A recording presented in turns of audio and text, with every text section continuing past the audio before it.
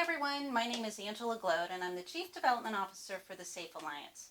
As you know, we've had to cancel our upcoming Safe Together celebration. So instead of coming together under a tent in our parking lot, we invite you to join us for our new Safe Together virtual celebration, where we will bring you behind the gates to see some of our most critical programs and meet our frontline staff who are making sure our doors stay open.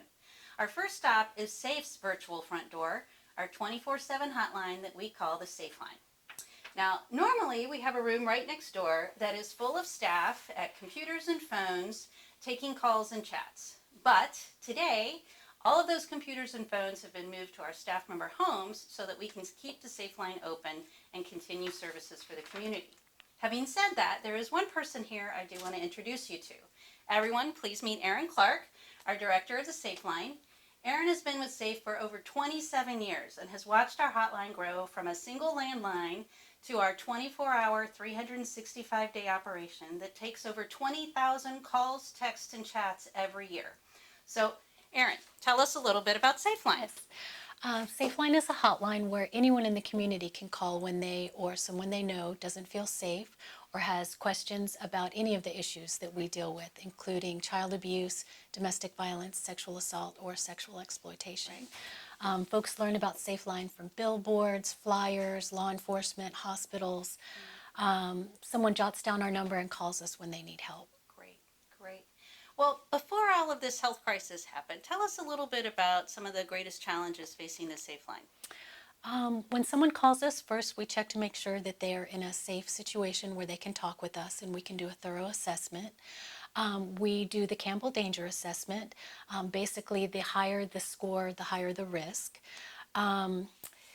We always have a waiting list for folks needing to come to our emergency shelter, and so it's not first come, first served. It's whoever is in the highest level of danger. They get the space when it's available. Most folks don't need shelter, and so we help them with safety planning and we connect them to emotional support resources just to help them get to the next step.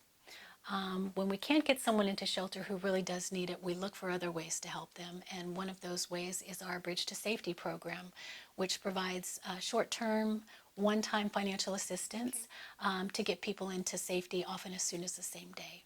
Great, great. Can you give us an example of someone who has really been helped by SAFEline? Absolutely.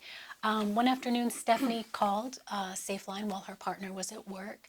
She's the mom of 4 small children, and she was desperately worried about them and their safety.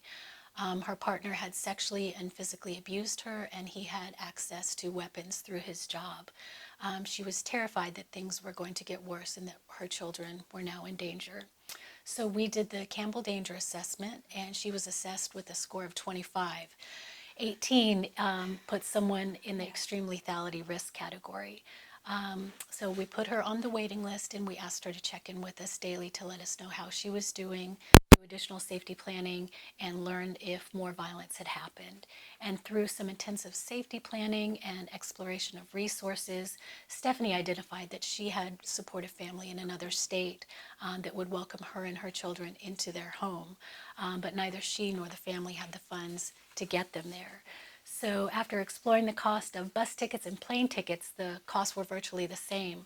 And so we purchased plane tickets for Stephanie and her children, and they were on the flight within hours of meeting with SAFE staff. Wow. We were able to get this family out of a dangerous and violent situation very quickly and divert them from our shelter waiting list. Great, great, and with truly minimal resources.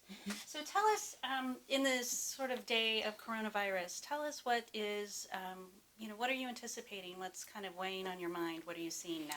One thing that's really on my mind right now is all the families that are home with the kids out of school.